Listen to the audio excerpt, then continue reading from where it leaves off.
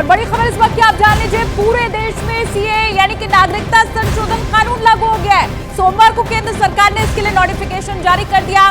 देश में यह कानून शरणार्थियों को नागरिकता देने के लिए लाया गया है। इसमें हिंदू, सिख, बौद्ध, पारसियों को नागरिकता देने में आसानी अब होगी। इसके साथ ही नोटिफिकेशन में यह भी कहा गया है कि इस कानून की वजह से किसी भी भारतीय की नागरिकता नहीं जाएगी। यह बड़ी खबर इस वक्त की, सीए पूरे देश में लागू हो गया है।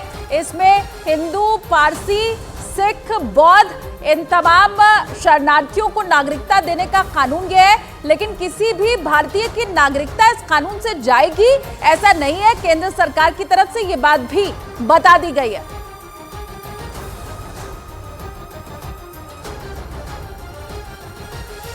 और चलिए अब आपको ये बता देते हैं कि आखिर सीए यानी कि नागरिकता संशोधन कानून है क्या, और ये कानून केंद्र सरकार को नागरिकता देने का अधिकार कैसे देता है। सीए संसद से 2019 में पारित हुआ था। इसके तहत 3 पड़ोसी देशों से आए हुए अल्पसंख्यकों को नागरिकता मिलेगी। अब 3 देशों के गैर मुस्लिम शरणार्थियों को नागरिकता देने का प्रावधान इस कानून के अंतर्गत है।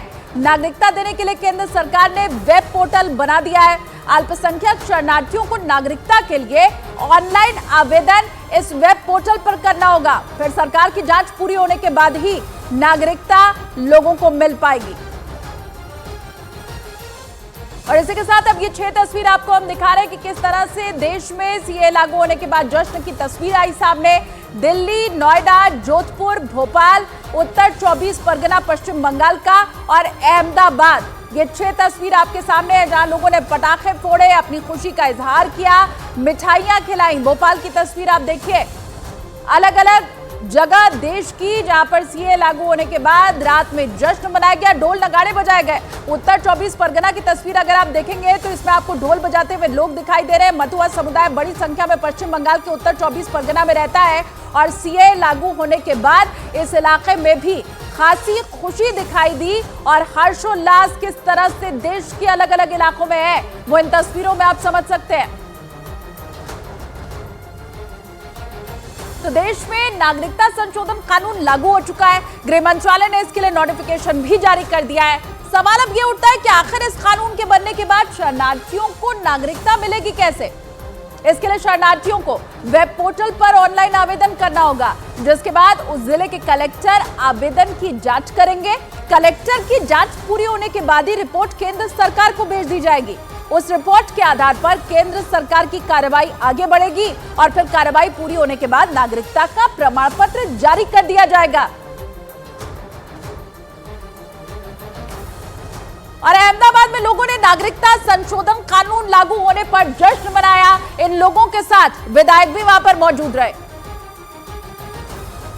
इस वक्त गुजरात के अहमदाबाद में हमारी मौजूदगी है और सीए के लागू होने के बाद आप देखें किस तरीके से यहाँ हिंदू रिफ्यूजी कॉलोनी में रहने वाले लोग घरों से बाहर आ गए हैं, इकट्ठा हो गए हैं और इनके लिए अब वो मौका आ गया है जब ये फाइनली सेलिब्रेट कर सकते हैं, जश्न मना सकते हैं। ऐसे कई परिवार यहाँ पर हैं जो पहले या पाकिस्तान से, सिंध प्रांत से यहाँ पर आए हैं और यहाँ रह तो रहे थे लेकिन नागरिक नहीं थे। और अब जब ये बात सामने आई है कि सीए लागू हो रहा है, एक एम्पावर्ड कमेटी को दिया गया है काम जो क्रियान्वयन इसका करेगी। हम लोग के लिए शायद समझना भी इस चीज को मुश्किल है, लेकिन वो लोग जो 30 सालों से यहाँ रह रहे हैं, नागरिक नहीं है, अपने बच्चों के कुछ काम करवाने के लिए, स्कूल में एडमिशन कराने के लिए, अस्पताल में जाने के लिए एक नेसेसरी डॉक्यूमेंट होता था नागरिकता।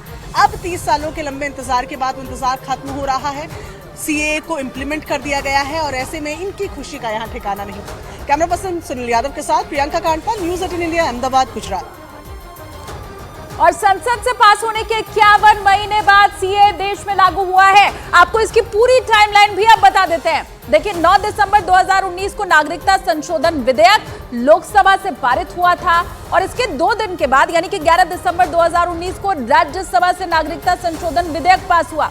फिर 12 दिसंबर 2019 को राष्ट्रपति के हस्ताक्षर के बाद विधेयक कानून बन गया और फिर 11 मार्च 2024 यानी कि कल की तारीख केंद्र सरकार ने इसकी अधिसूचना जारी कर दी। यह कानून लागू हो गया देश में। और देश में सीए लागू होने से कोटा में मुस्लिम समुदाय के लोग भी जश्न मनाते दिखाई दिए। उन्होंने आतिशबाजी करके अपनी खुशी का इजहार किया। सिटीजन अमेंडमेंट एक्ट सीए लागू हो गया है। गृह मंत्रालय की तरफ से सीए को लेकर के नोटिफिकेशन जारी हो गया है और इसके साथ ही कोटा में सीए के लागू होने के बाद खुशी की तस्वीर देखने को मिल रही है। फिलहाल तमाम जो मुस्लिम युवा हैं वो यहाँ पर है, मुस्लिम समाज से जुड़े हुए जो लोग हैं वो यहाँ हैं और सीए के लागू होने के साथ ही यहाँ पर आतिशबाजी करने के साथ ही अपनी खुशी का इजहार करते हुए यहाँ पर नज़र आ रहे हैं। जो सीए है उसको लेकर के गृह मंत्रालय ने नोटिफिकेशन जारी कर दिया और क्या कहेंगे? सबसे पहले तो मैं प्रधानमंत्री जी का बहुत बहुत आभार व्यक्त करूंगा। प्रधानमंत्री जी ने जो पाकिस्तान जो और बांग्लादेश जो अन्य देशों के जो अल्पसंख्यक थे उनके लिए बहुत अच्छा कानून है। हमारा जो सीए का कानून पास हुआ है वो हमें मान्य है जी। हेलो, जो भी हमारे प्रधानमंत्री जी ने ऑर्डर किए हैं वो हमारे को मान्य है और अपने देश को परमपति जातिवाद न बनाए। तमाम जो मुस्लिम समाज के लोग हैं वो आतिशबाजी करके कोटा में जाहिर कर रहे हैं। हिमांशु मित्तल, न्यूज़ 18 कोटा। और अब आपको बताते हैं कि नागरिकता संशोधन कानून के तहत किन किन लोगों को नागरिकता आखिर मिल पाएगी। देखिए, 3 देश पाकिस्तान, अफगानिस्तान, बांग्लादेश पड़ोसी मुल्क हैं। हमारे यहीं से आए शरणार्थियों को नागरिकता मिल पाएगी। इन देशों से आए हिंदू, सिख, बौद्ध, जैन, पारसी, ईसाई, ये 6 समुदाय के लोगों को नागरिकता मिलने वाली है। कानून के लिए जो लोग इन देशों से आकर के 31 दिसंबर 2014 के पहले भारत में बस गए हैं वही नागरिकता के योग्य होंगे। नागरिकता संशोधन कानून के मुताबिक ऐसे लोग जो कि भारत में रह रहे हैं वो नागरिकता के लिए आवेदन करने के लिए योग्य होंगे और नागरिकता संशोधन कानून लागू होने के बाद 31,313 लोगों को नागरिकता मिल जाएगी। तो बड़ी खबर इस वक्त की आपको बता रहे हैं, 31,313 लोग ऐसे हैं जो कि नागरिकता के लिए योग्य होंगे। ऑनलाइन पोर्टल इसके लिए जारी कर दिया गया है। ऑनलाइन ही आवेदन करना होगा, फिर एक वेरिफिकेशन होगा और उसके बाद इन लोगों को नागरिकता मिल जाएगी। और फिर नतीजा वही हुआ जो कांग्रेस ने सोचा था। राजनीतिक जानकारों का मानना है कि तब कांग्रेस का एक ही मकसद था, अटल बिहारी वाजपेयी को ग्वालियर से जीतने से रोकना। और कांग्रेस ये अच्छी तरह से जानती थी कि अटल बिहारी वाजपेयी सिंधिया परिवार के खिलाफ नहीं बोलेंगे। और इसी बात का फायदा उठाने के लिए राजीव गांधी ने अपने सबसे मजबूत खिलाड़ियों में एक माधवराव सिंधिया के जरिए अटल बिहारी वाजपेयी की बिसात बिगाड़ दी। क्योंकि कांग्रेस ये जानती थी कि अटल बिहारी वाजपेयी सिंधिया राज घराने के एक एहसान तले दबे हुए थे जिसे वो चाहकर भी कभी नहीं भूल सकते थे। दावा है कि अटल बिहारी वाजपेयी को माधवराव सिंधिया के पिता यानी जीवाजी राव सिंधिया ने पढ़ाई के लिए स्कॉलरशिप दी थी। और तब की कुछ मीडिया रिपोर्ट में बकायदा ये दावा भी किया गया था कि उन्हें सिंधिया राजघराने की तरफ से हर महीने 75 रुपए की रकम भी दी जाती थी। और सिंधिया परिवार से अपने इन्हीं रिश्तों की वजह से उन्होंने कांग्रेस में चले जाने के बावजूद कभी भी माधवराव सिंधिया का विरोध नहीं किया। हालांकि माधवराव सिंधिया के बाद बीजेपी ने इस सीट पर पहली बार 1999 में जीत दर्ज की जब जयभान सिंह पवैया ने ग्वालियर में कमल खिलाया।